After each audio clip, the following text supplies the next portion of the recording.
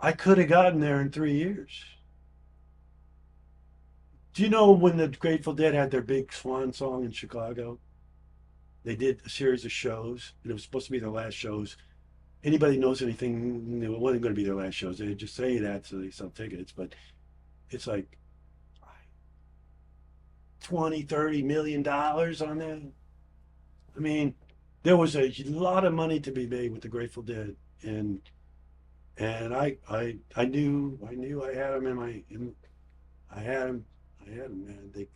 They were, they could easily come in now because nobody, none of our headliners were on that level.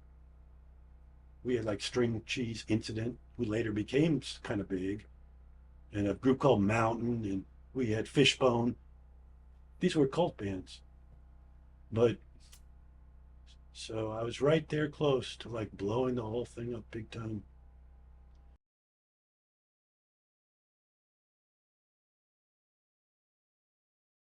So they throw a weed, but they think it's going to be like much bigger than it is. And they spend way too much money trying to blow everything up, get a much bigger sound system, a much bigger stage, you know what I mean? And they didn't have to do that. But what happened is they spent so much money that they went in the hole. Their festivals weren't making a lot of money to begin with. They were barely skating by, but they had money to spend. But they didn't have money to blow things up bigger, so this guy needs to throw a Hail Mary to save himself financially, and he decides he's going to put a grow room in the basement of his house. In fact, the grow room is there during week. I was one of the few people that was in the house. And they brought me down to the basement. They showed me their grow room. And they've got like a 12-year-old kid living with them. And I'm like, I don't know what to say to him, but this is kind of sketchy, guys. It's like if the cops ever come in here and find this, I don't know if I gave him the riot act. Probably not, but it was like I was nervous about what they were doing. Okay, so after the event, I get a phone call. The cops did come. One of their workers dropped a dime on them. They came in, they found the grow room, they took the kid away and put him into foster care. And they started to file papers, forfeiture, to seize all the property. What they had done, actually, they did it to two people that I was working with, Gideon Israel in Washington and the guy in Eugene. Both lost their properties, lost a fortune. The land is now owned by the government and auctioned off, biggest bidder. It's like, I knew this was what was going to happen to these guys. So I went to the lawyer, and it's like, I actually begged High Times to help these guys. Just with, let's use their case to bring to the Supreme Court to get our religious rights. And maybe they can even keep their kid. I knew it was going to be really hard, but if Michael Kennedy did it pro bono, this might be a slam dunk. High Times wouldn't do anything for him. Michael Kennedy wouldn't do anything for him. It got so desperate, they went so crazy with their kid in foster care that they decided they were going to create the pot Waco, and they were going to refuse to turn over the property by force of arms. Uh, they were kind of hinting at me about this stuff. They weren't. They didn't. If I had heard this plan, I might have just flown out there to just like calm them down. It's like I knew that plan wasn't going to work. That was not a good idea. But what happened is after 9/11 happened, I took my kid, packed up my wife and my kid, packed up my car, and I drove to my vacation home in Woodstock. because I knew the air in New York was completely toxic. And everybody's saying, the government was saying, the city government was saying, there's no problem with the air here.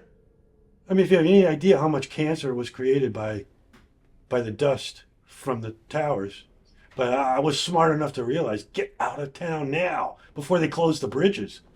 So I was like hot-footing it out of town. And these guys only had my office phone number. And they began frantically calling me after they declared war. And, you know, it's like every day they were leaving messages of what was going on. And I was the only guy they knew that would publicize what was really happening. So I was their man on the outside who could get their message out to the people while they, you know, carried off this insane last stand. And they started by burning down most of the buildings. They said, we're not going to give this to you. We'd rather burn it all.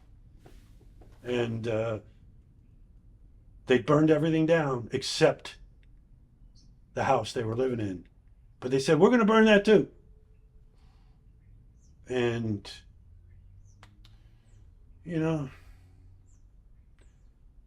I got a call. The two last calls that were on my message machine in my office. First one was Tom calling me saying, okay, it's a done deal. We're locked and loaded, and we're in the house, and we're waiting for the tanks. And they made a big mistake.